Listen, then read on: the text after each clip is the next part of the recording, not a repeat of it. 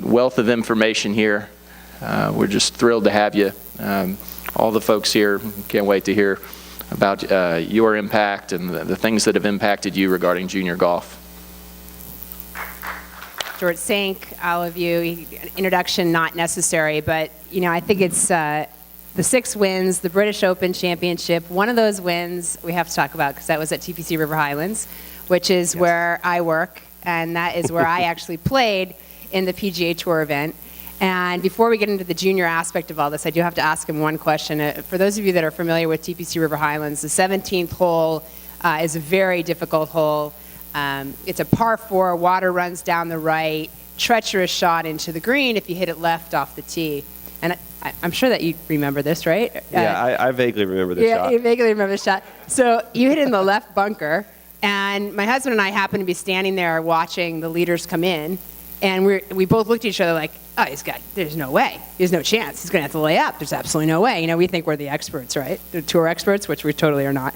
And so he takes out a club, and my husband goes, he's actually going to go for the green. And I'm like, there's no way. He's definitely going to lay up. And you finish the story. Well, actually, I think I remember it a little bit better than you do. Oh, yeah, Susie, okay. Because there's no doubt. It was my rookie year, 97, and I was in contention. I hadn't had a very good year up to that point. I probably missed half the cuts. And I just kind of got comfortable in the summer, and I got to the point where, as a rookie, where you knew that last year's top 125 was established money-wise. I'd passed that. So I had really freed myself up from quite a bit of pressure as far as my next year's status. And I was playing a little bit better, and I was in contention to win for the first time.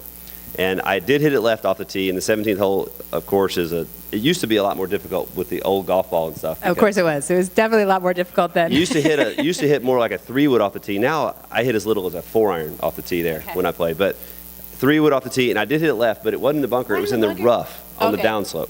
Oh, that's right. It was not okay. Because it hit the cart path. You know the cart path. If you go just over the bunker, cart path. I know the cart path. It goes up in the hillside where there's people standing and sitting, and big crowds in Hartford too. So the grass is all matted down, and it's not like Bermuda grass down here. It's all this bluegrass, bent, all kinds of fescue and mixture, native grasses. And I'm on the downslope in the rough with about 130 or 140 to get to the green, all carry. And not a good lie. No. And I think I was either one ahead or tied. And it was a 50-50 shot, maybe even a worse than that. Maybe even worse. Maybe a 30-70 kind of shot to get to the green. I think maybe you were tied, but again, I don't remember that. It was close. There was a couple groups behind me still. But I remember debating, I could go a little left, I could hit it 30 yards, or I could just go right at the green. And I just thought, well, you know what? What do I have to lose? I'm here in the situation, I might as well just swing hard and close my eyes. And luckily, I got through the grass, and it landed just on the fringe, about probably 3 yards over the edge of the lake, and it toppled up on the front of the green, and a place where I could 2-putt from. It was amazing to be there. It was just, can you imagine, what do I have to lose? I don't know if we'd all think the same way, Stuart, but that is awesome. Well, we're here for the Junior Summit. Everybody in this room is passionate about growing the game amongst junior golf. And so I thought we'd ask you a few stories about you growing up in junior golf. So the typical question that you'd always get is, how did you get started, and how old were you? Well, I actually don't remember starting. I was that young. And I'm totally being truthful. My parents started playing golf when I was born. I was born in 73. My sister, my other sibling, was born in 76. So I was the first one born, and my mom and dad wanted to do something they could do outdoors and fairly inexpensively at the time. Grew up in Huntsville, Alabama. That's where I was born. And so they chose golf. They wanted to get out and get some fresh air, and they could take me along. They didn't too cheap to pay a babysitter. And so I just rode along. And this is all coming from them telling me. I was just in the golf cart or in the stroller even on this little golf course called Monrovia. I don't know if it even still exists in Huntsville. It's just a little muni. And we used to go out there, and they'd play golf, and I would just be along and taking in everything they do and see. And luckily, I didn't pick up any swing stuff from my parents, but I did pick up the passion for the golf. And my parents both love the game still today. My mom got to be about as good as about a mid-single digit handicap, and my dad too. now my mom's still about an 8, and my dad has regressed up to about a 14 now that they're up close to 70. But they're still, my mom just had an ace about 2 weeks ago. She still like shoots in the 70s commonly. Did you buy her a drink? I didn't. I wasn't on site, and I thought that was the rule. That you had to, Okay. I'll buy her a drink and plenty more than that over the years. But they still have the passion for the game that I kept onto, and just learn. If my parents had been hunters, I would have hunted. If they played tennis, I would have played tennis, and they happened to play golf, and I just started by doing that. Well, we're thankful for that. What is since you don't remember starting, what's your first golf memory? Going back, I'd say probably my first memories are once we moved to another little town out west of Huntsville called Florence. The little private club we joined, and when I say private club, I mean I think it was $300 to join the club, and it had a huge impact on my life as a kid, but it wasn't much. There was no Druid Hills Golf Club, but they were closed on Mondays, and you had to be 8 years old to play the course. I was 6, and so on Mondays we would drive out there, and they had a metal gate with a chain lock. We had parked the car at the gate and walk about 500 yards down the little entrance road, and me and my dad would play number 1, 2, 3, 16, 17, 18 that made the loop around the outside of the course. We'd play 6 holes. And that's my earliest memory of getting on the golf course and playing is those days when the course was closed and we were out there illegally sneaking around, playing 6 holes. And there was a pond on number 3 that I couldn't ever get it over. And I just couldn't hit it far enough. It was probably 50 yards to carry it. And I just hit good shot after good shot, and they would just hit the bank and come back in. And then I picked up enough distance later on to carry it. It's about a 440-yard par 5. Were you still sneaking on then? No, I think by the time I was old enough to actually play, I was 8 years old. And the first time I ever played in 9 holes, I think I shot like 45 on 9. So Wow. I got good fast, good enough to where I could get around and not hold anybody up. Now, did you play other sports as well? Yeah, I'd say probably soccer was my main sport growing up. I love soccer. It was seasonal. Soccer season for us was during the school year, basically, when it got a little chilly. And when that happened, the golf clubs went away. Didn't really like to play that much. And once soccer season ended around February or March, golf clubs came back out. The sun started to come out. It got warmer, and golf season lasted all the way through October.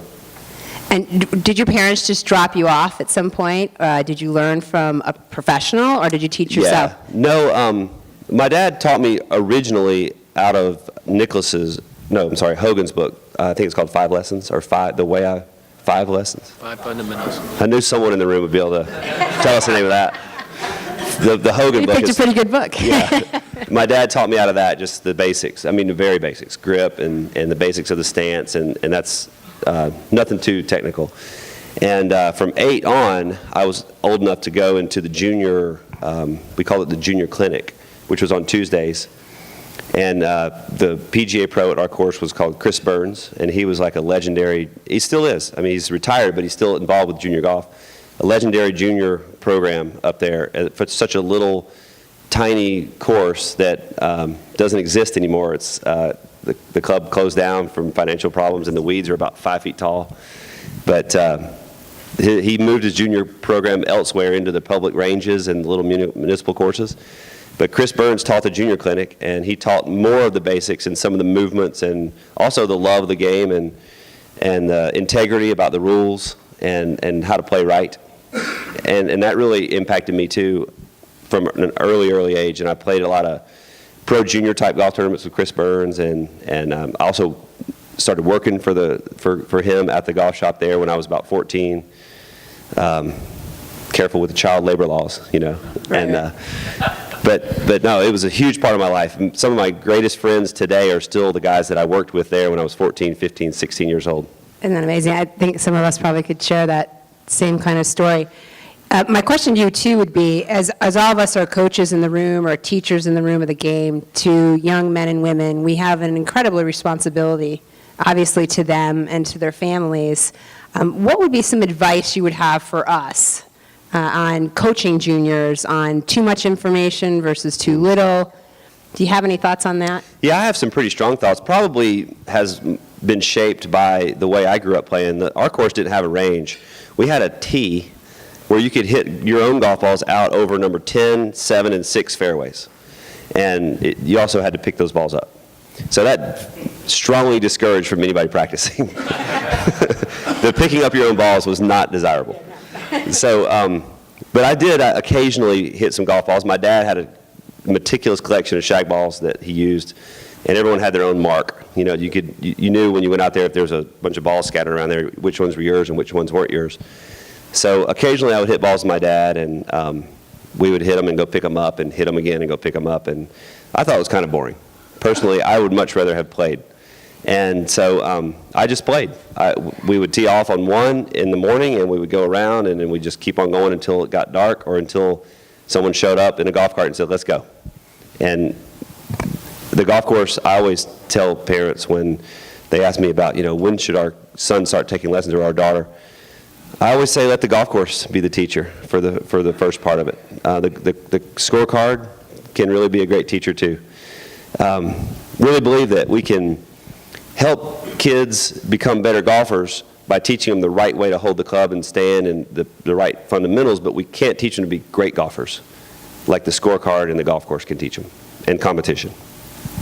So you would advocate far more playing than standing on a range and working on technique? I would, but again, where I grew up, we didn't really have the opportunity to stand on the range.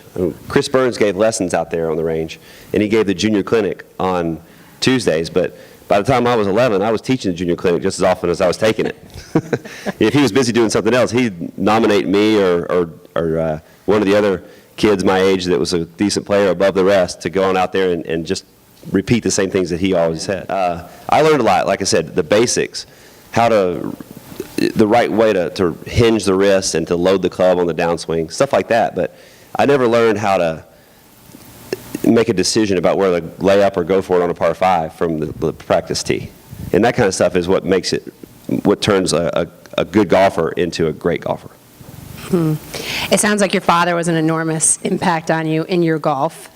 Were there moments that were contentious when you started playing tournament golf between you and your dad? It's funny that you asked that because not really in tournament golf necessarily, but as I grew up, and when I say grow up, I mean when I was going from like 6 to 10, you know, the distance was getting larger, and I needed new clubs, I was growing, and there was this one hole I remember that I really wanted to hit a 5-iron on this hole. It was number 11. I wanted to hit a 5-iron, and I told my dad, I said, I know I don't have to hit 3-iron anymore because, you know, you used to go 3, 5, 7, 9. And I don't have to hit a 3-iron anymore. I know I can get a 5-iron there. And finally my dad said, all right, fine. Hit your 5-iron then, tee it up. And I hit the best 5-iron. I don't know if I've ever hit one better than this still. And I hit the most perfect 5-iron right at the flag, high, as good as I could hit it, 10 yards short of the green. Oh. And I just hated that because he was right. He was right. He knew me. Did he mention that? Did he mention he was didn't right? have to say anything. We just walked on down, and he said, you know, it looks like you're going to be chipping. So, yeah, there was contentious moments where I was trying to prove myself and establish my boundaries, and, you know, I wanted to take over my own decision-making, but I wasn't there yet. And that was a good lesson for me to learn, too, that, you know, emotionally, I wanted to hit the 5-iron because it meant I was getting bigger and I was stronger as a big boy. But fact is, I needed to play within myself, and I needed to hit 3-iron for another year. And he was smart enough to know he didn't have to say anything. He didn't have to say anything. Lesson learned. Yeah, he didn't have to beat it into my head and say, no, you cannot do that. He just said, okay, go ahead, hit the 5-iron. Now chip. Yeah. Yep. That's perfect. As you started to play tournament golf, were you a teenager playing tournament golf, or was your first tournaments really when you got to Georgia Tech? Oh, no, I played a lot of tournaments growing up. My first tournament was when I was 8. And I remember distinctly it was a PGA section event at Decatur Country Club in Decatur, Alabama. And I remember showing up, and you know, you register on the day of. I never played the course. You come in and register in the morning. And there was another kid there, and when I showed up and registered, he was kind of like peeking over my back, you know, like, what's this guy doing? And I signed up in his age group, and he lost it because he thought he was going to be the only one, and he was going to win. The 8-year-old challenge. The other 8-year-old, yeah. So he was from that course too, and so I signed up, and there was 2 of us in the age group that day, and he came in second. So I remember that. I won the first tournament I played in. It was only 2 of us. You but psyched him right out of registration. You learned early. I was intimidating, I guess, Yeah. at the time. Yeah.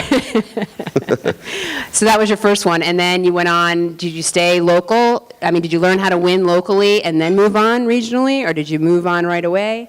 I ask that only because I think, we are all in the business where it's really on us and the parents to determine scheduling, and I'm a huge believer in learning how to win locally before you move on. So interesting to hear how you went. I did exactly that. I learned that first tournament was a little bit of an unusual one where there was only 2 of us. And I did win that one, but I don't know what I shot.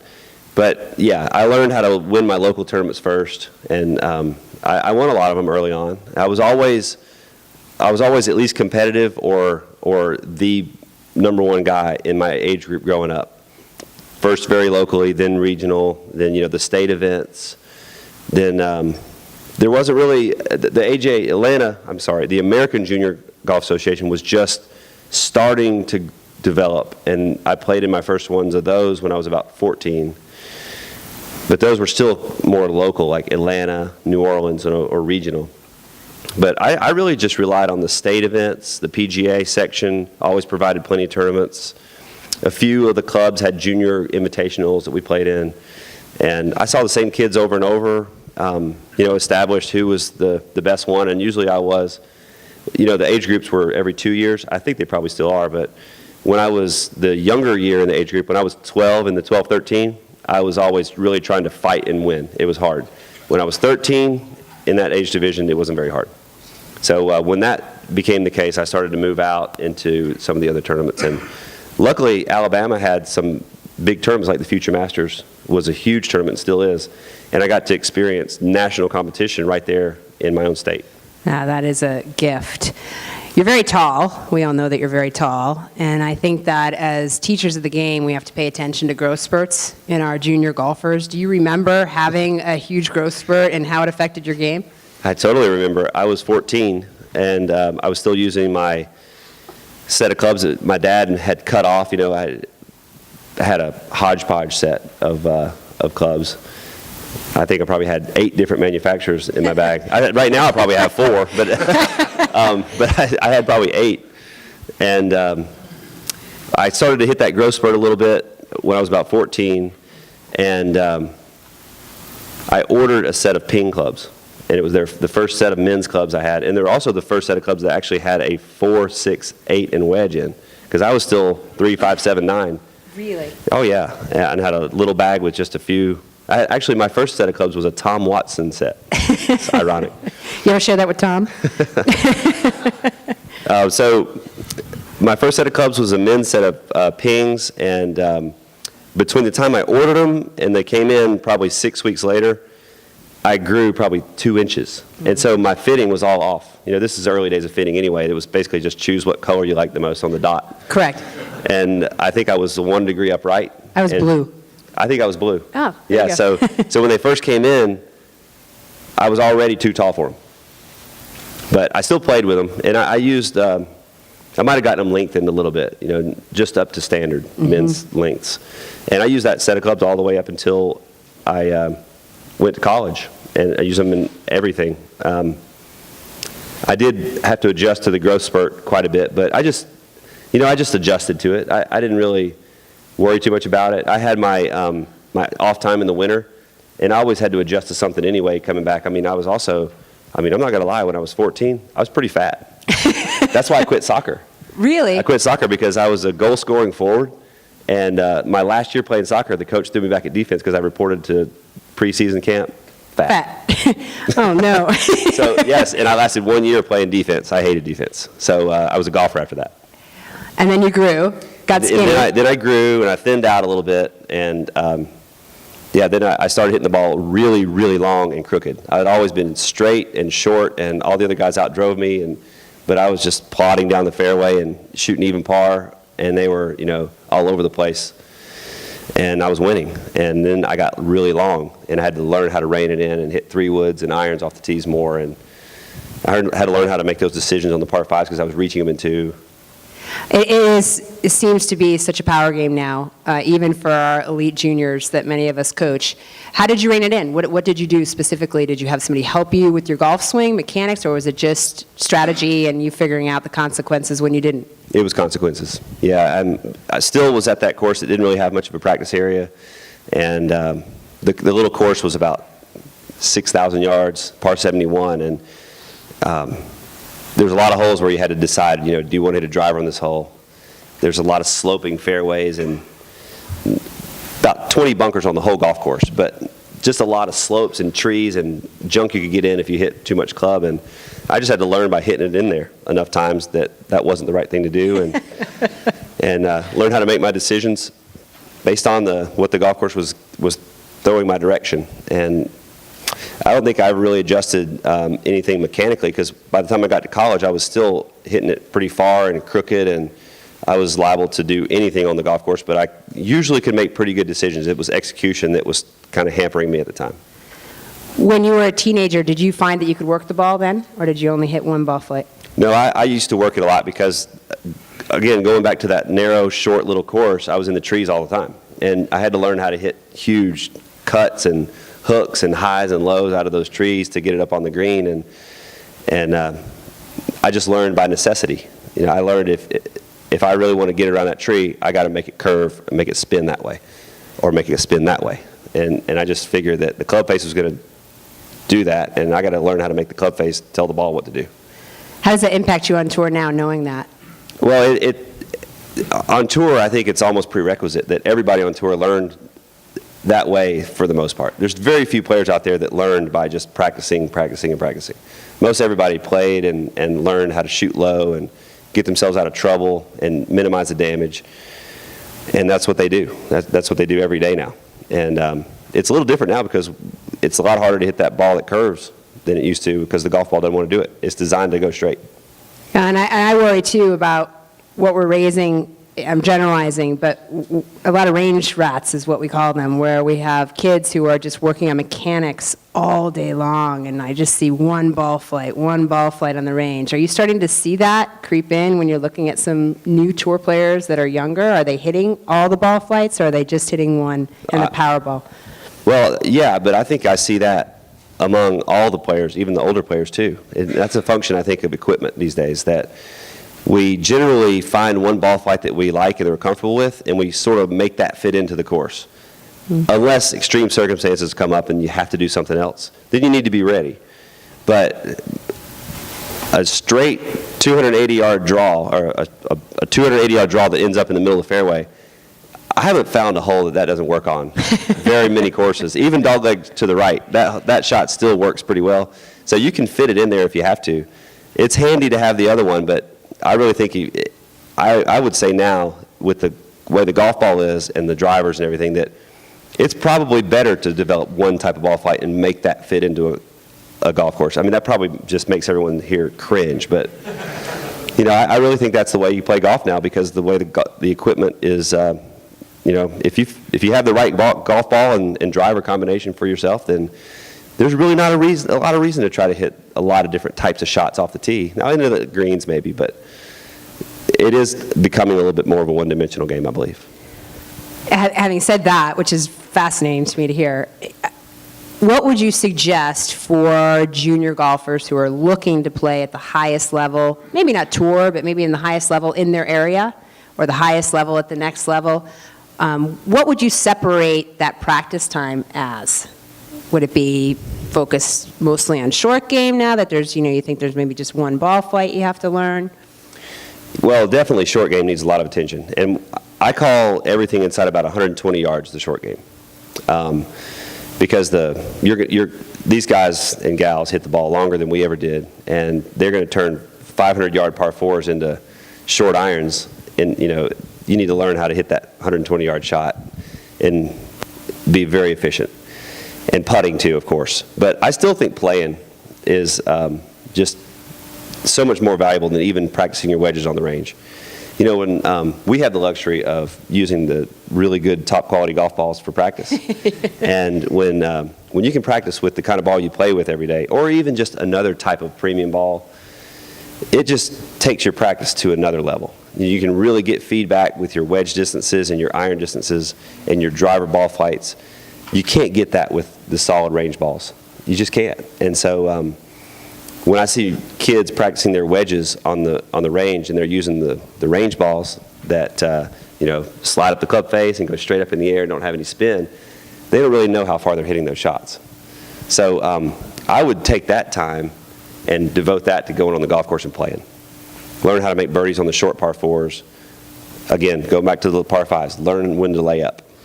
Just because you can reach it from 250 doesn't mean you should always go for it from 250.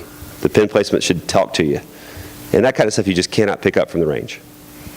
When you're hitting a layup shot, if you were coaching a kid on how to hit a layup shot, what is the process you go through to hit that layup shot the way you want to? Well, for me, I've even noticed this, I've been in my career for 20 years, that I tend to get the laziest on the easiest shots. Like the 6-iron from the middle of the fairway where I've got 280 to the flag and I can't reach. I'm just going to just throw a 6-iron down the fairway. You know how many times I end up in the rough after those shots because I just go to sleep? And I have to learn that lesson, even today. But I get a little afraid when I hear people talking about laying up to a certain yardage because, I really like it 80 or I really like it 90 or 60 or whatever. I just think you got to play every shot for that shot. And I want to put that 6-iron in the widest part of the fairway that makes the most sense. And then we'll go on from there and hit the next shot. If I'm trying to hit it to the 70-yard mark, you just don't know exactly what kind of bounce you're going to get out there, what kind of, maybe there's a little wind that you have to figure out. You can't be that precise, I don't believe. So I like to play the shot from A to B and then worry about the shot that goes from B to C. I don't try to do any kind of math to figure out what I'm going to have on the next shot because that's a sure way to shoot yourself in the foot. Man, my kids are going to be happy when I get home. No more math, Mom. Awesome. Well, I mean, math helps in general, but I don't think you can be too specific. I think the way you combat that is to practice your wedge distances everywhere from 0 to 120 and be comfortable with it all. How important is your pre-shot routine? It's probably the single most important part of competitive golf, I believe, because it gives you something to lean on and to root yourself in when the going gets tough that is always going to be the same. You're in control of that. You're not in control of the results, the wind, the bounces. Even on a 10-foot putt, if you ever seen the slow motion of a ball rolling across a perfect green, see how many times it bounces? It does nothing but bounce the whole way. It's nothing but a bounce between you and the hole, and it's a perfect green. There's so much that goes on between you and the target, whether it's a putt or a drive or an iron shot, that it becomes overwhelming if you try to control all those results in your brain, and you can't do it. So if you consciously think about the routine, it gives your mind something to latch onto, so that as brilliant as the brain is, it can only latch onto one thing at a time. So if you put it in manual override and you really latch it onto the pre-shot routine, you can't think about the results. Then they don't matter. And to me, that's the way you can be consistent when it's under pressure and when the heat really gets on, you can be the same. And that way you can learn a little bit about how you react. Can you share with us a story of adversity where you really were struggling and figured out a way out of that hole? That's pretty much every day you play golf. You figure out something like that. Really, though, I mean, if you play 18 holes and you don't have any adversity in the round, then have you ever played around like that? No. I haven't. I've never played around like that. Now, adversity can mean different things. Sometimes we have the shanks. I mean, I haven't had the shanks in a long time. Like Palmer here might have had the shanks recently, but I have shank balls. I mean, I shank it every couple of years. I'll hit a nice shank. Did you see the special on Poor Webb where they showed like 7 of his shanks this year?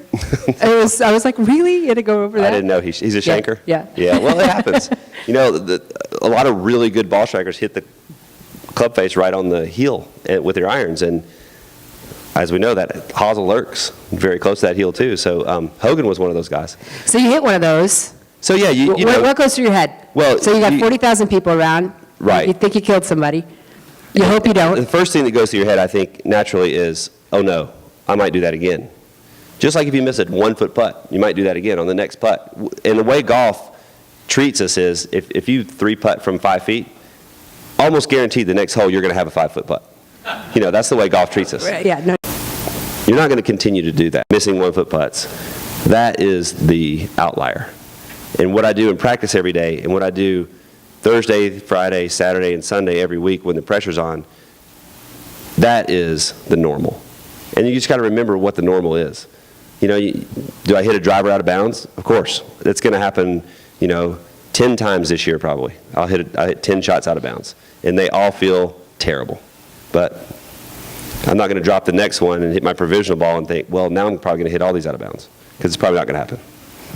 And I think that's so compelling for our kids that we teach to share that kind of story with them, that he thinks he's going to hit 10 out of bounds, you know, this year, but that's not the normal. You know, what is the normal for our kids that we teach, and how do we share that with them? So that's awesome insight.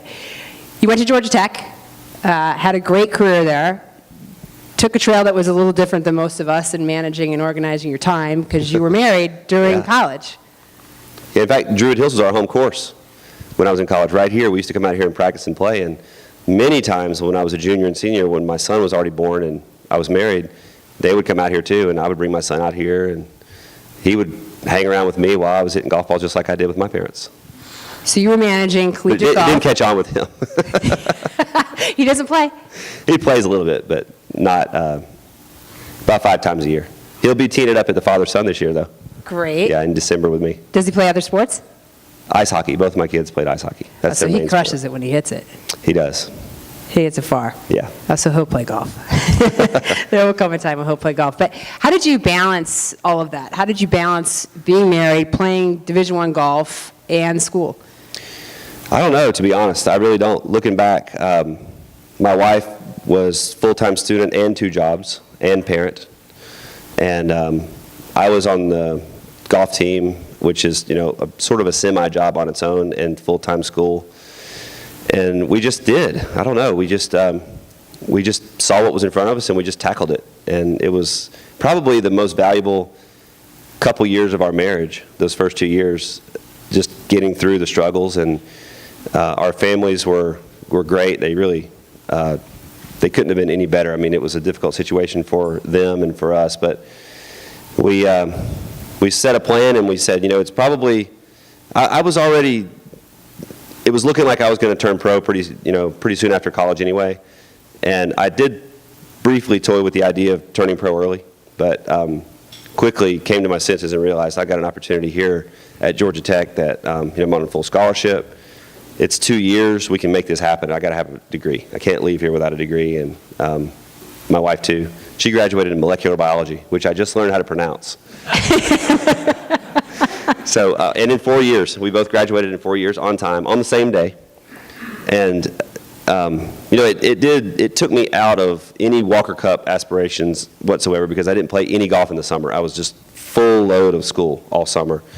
And only in the breaks in between the semesters did I ever tee it up. I played in 1 U.S. Amateur. You know, just didn't play a lot in the summer. And so I just used the college scene as my preparatory stuff for getting ready. And when I graduated, it was great to have that in the rearview mirror, all that stress. And we were broke. In fact, I remember my bank account statement. The first day I turned professional, when I was on the way to my first tournament, I had negative $500 in my account. How did you get in? How did you get there? Well, I mean, I had a loan from IMG, who was my agent back then at the time, and they kind of floated me a little bit of money to start up, and I was using it as my expense seed money to pay for some flights, and also missed my first flight, which is just a wonderful start. Showed up late, had to buy the For a ticket, little more seed money. and missed the Monday qualifier in Cleveland, Ohio was my first round as a pro. Missed the qualifier, but then when I got on the 18th green, my manager had come up and told me that I got into Hartford. I got a sponsor exemption, and that was in '95. And there I finished, I think I finished 18th in that first tournament, made the cut. Got to play with Marco Mira, you know, great guy, and finished 18th. And that was before the days of like checking your cell phone for the earnings and everything. We were in Waffle House the next day, my wife and I, and we got the paper and we looked down the list and we saw that I think I'd made $15,000. Which had to seem like, It felt like $15 million. absolutely. I mean, it just brought us out of the hole, and I could pay back the loan, and we were on our own, and from that point on, we've been going along. What a great story. How you playing now? Well, I've been playing a lot better. This year was still not a great year, but it was a lot better than I have been. I had a rough couple years, and I really don't know why. I had some. When I won the major at the British Open there, I was already starting to struggle with my game, and that was like a lightning in the bottle week where I just played awesome for a week, and it didn't really sustain itself that long, and I was kind of on the downslide into a kind of a depressed area in golf, and I think I attacked it in the wrong way. I tried to, I knew I had some flaws in my game, but I think I expected to not have any. And we all have some flaws. So the way you're succeeding in golf nowadays, I think, is you have to manage those flaws and not totally eliminate them. Do you manage them on your own, or do you have help? No, I used an instructor. I work with Mike Lipnick, who's up at Sugarloaf in my neighborhood, and been working with him for just at a year now. Before that, I was working with another sort of a philosophical type of teaching method called Plain Truth, which was a little bit of a radical approach, probably looking back, but at the time I thought it was the right thing to do. You know, it's hard to tell in the moment. Before that, I worked with Butch Harmon for 8 years, and you know, I learned a lot from every angle, but I think my golf got a little bit farther away from fundamental and a little bit on the radical side, trying to accomplish something, and it was something I really couldn't compete with very well. I could hit great shots, and I mean, everyone on tour can hit a lot of great shots, but my bad shots were not very manageable, and it's really a contest of how good your bad shots are out there.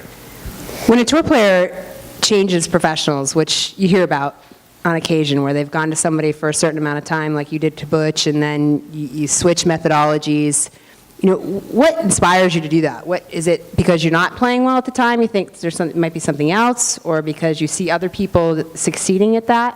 What is the catalyst that makes that move happen? It can be a lot of different things, and you already mentioned a couple, and I'll just be candid with me and Butch. You know, he's based in Vegas, and it was hard for me to get out there and see Butch. You know, I was seeing him 5-6 times a year, and I felt like we would get together on Monday or Tuesday of a tournament like a major and do work, and I just felt like that was not the right sequencing for me. And so it became just impossible for us to get together at the right times. I was flying to Vegas in the morning, seeing him all afternoon, and taking the red eye back here, which was just, I mean, that's a killer trip. And so we parted ways, and we're friends today, which is great. I can say that all the teachers I've ever worked with, I'm still good friends with, and I'm proud of that. With Chris O'Connell and the Plain Truth and Jim Hardy, those guys, certainly Matt Kuchar, one of my best friends, has worked with him for a long time, and his success definitely was a catalyst for me to go and see those guys and see what was going on and figure out. Because I think Kuch and I had similar movements in our swing and similar sort of shot dispersions, I guess. And now Kuchar's become one of the most accurate, consistent ball strikers probably in the last 20 years through those guys. So definitely that was a catalyst. And then when I realized I just couldn't quite get hold of it the way that Kuch did, he really owns it, and I couldn't really quite get there. Then I thought it was time for me to go back and get to something a little bit more more basic and just start it from the ground up. And I mean, set up, grip, and really start rebuilding it and getting more neutral.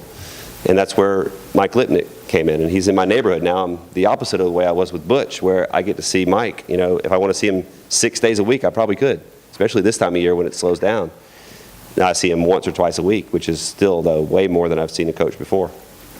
So just back to basics. Back to basics, and I just got away from that a little bit. But like you said, you know, there's a lot of catalysts that call for change and that call for you know, just going a different route, and it's difficult because you spend enough time with these guys and you have enough invested, and also they with you, that you get close to them personally, and it becomes difficult to sever those ties and say goodbye. And it's a tricky move sometimes to part ways, but yet still remain friends. What do you think for a junior golfer is one of the most important characteristics you have to learn to be an elite PGA Tour champion?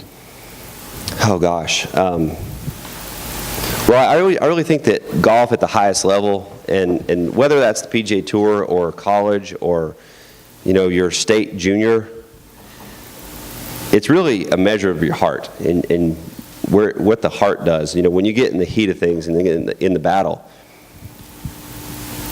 certain people just sort of cower away and certain people take the reins. And the ones that take the reins at the junior level are going to do it in college. And the ones that do it in college are going to do it on the mini tours. And the ones that do it there are going to do it in the PGA Tour. And they're going to become world beaters. And if those guys never play golf, or those gals, if they never play golf, they're going to do it in the office. They're going to do it in the school. They're going to do it somewhere. But that heart, it transcends more than just a game like golf. And I think just competing under pressure can be so many different things. I mean, we could spend an hour talking about what that is. I mean, is it just winning a tournament, or what about making a cut? What about when you played in Hartford? Did you feel pressure? No. What year was that? Yes, I definitely What year did you play in that? 2003. 2003, so 10 years ago. I was there. I played in that. Yeah, that pre-shot routine. You know what we were all saved me. scared of that week, right? Me beating you? Yeah. I did beat 3. You beat 3. Yeah, I'm proud of it. Well, that's awesome. One of them was David Duval. Shh. But the pressure means so many different things. Winning, making the cut. I mean, I feel more pressure on Friday making cuts than I do when I'm in contention for a win, because if you're on the borderline of the cut, you're already not playing that great.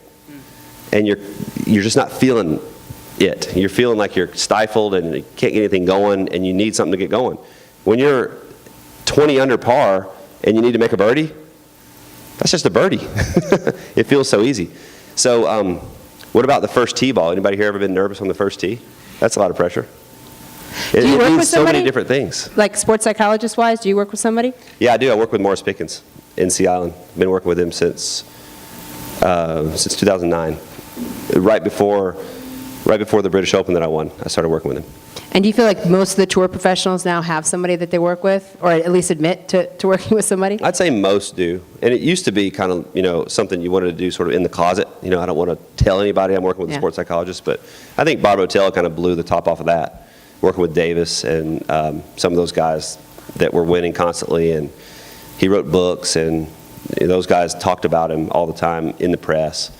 And that just became quickly just a normal mode for a player. Everybody has to find an edge somehow, and the players are so even, and there's so much parity out there from 1 to 150 every week that if you don't have somebody helping you out with your thinking process, and the recesses of the mind sometimes have some darkness in them, and the sports psychologist can help you sort of work your way around those things. And if you're not doing that, then I think you're just giving up something to the field.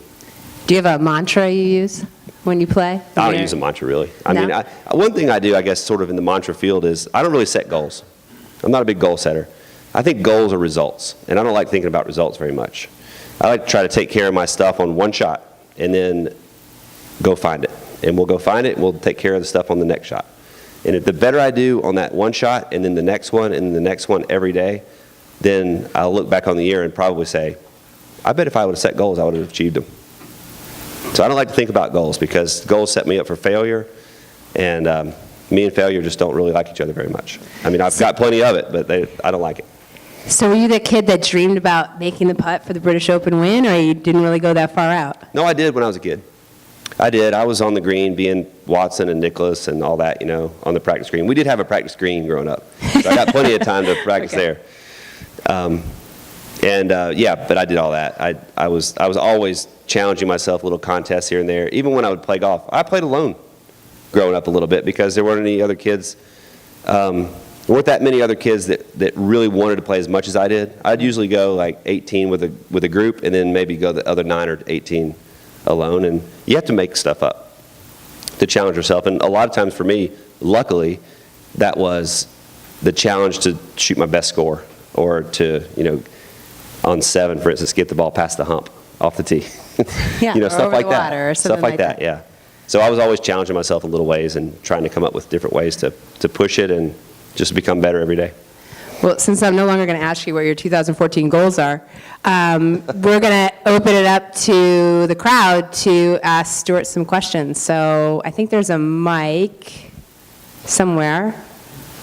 So if you just use the mic, it'd be great. Out of here without having some thoughts on that. You know, what can we do for girls that works better for them than what we do for boys? You know, now they just get to wear a vest, it's so unfair. But no, I was a tomboy, but I totally understand what you're talking about. And you're right, there's a huge opportunity. I look at it as an enormous opportunity, not as something to be worried about, of getting young girls into the game. And in this area specifically, you are really the leaders in Georgia, in Atlanta, of hosting these girls' golf events, getting girls welcome to golf, putting them in an environment that's exciting, where they have friends with them, that it's social, engaging, and fun. And it's an environment where they feel welcomed is really the key, the most important thing. It's also re-educating parents on the fact that not only can their sons come to the clinic, but so can their daughter. Because I still have parents who have the girls sitting in the car while the son takes the lesson, and they're just not allowed to take the lesson unless the girl gets out of the car. So for me, it's an entire environment of just enveloping the family as an entire unit, of modeling, as Kay and I were talking about earlier, to these young women, that there are girls out there. I bring high school, junior girl golf teams out to help me with my clinics. I bring out collegiate girls to come help me so they can see that there's teams, that it may not be just an individual sport, because you're going to find young girls who want to be competitive and like that individual aspect, and don't forget about them. And then you're going to find there's girls that really prefer to be together with friends or with family in a group environment, just like adult women are the same way. You're going to have competitive adult women who not only do they enjoy being together, but they like playing by themselves, just like Stuart did. I grew up enjoying that aspect of the game. So, you know, the more we can obviously promote, market, and brand to young women. So for instance, if you give them the benefit statement of your clinic or your program, not just that you can come learn how to play golf and hit it farther, give young women a reason why they'd want to be there. You're going to be outside with your friends and family. You're going to be outside playing golf. You're going to learn a new activity. We're going to run around for a little bit and have some fun instead of just the standard junior golf clinic, 5:30 to 6:30. Sign up here. You know, for me as a young girl, that looks boring. You know, show me some pictures of some girls together. Show me an LPGA Tour star holding up a trophy with a golf club next to her. Show me something that's a benefit statement to me as a young woman, and you're going to get me to come to your facility. Well, folks, I hate to do it. We need to move on in the program. How about a round of applause for Susie Whaley and Stuart Thank you. Saint? Thank you. You did great. Thanks, Stuart. Appreciate it. Thank you.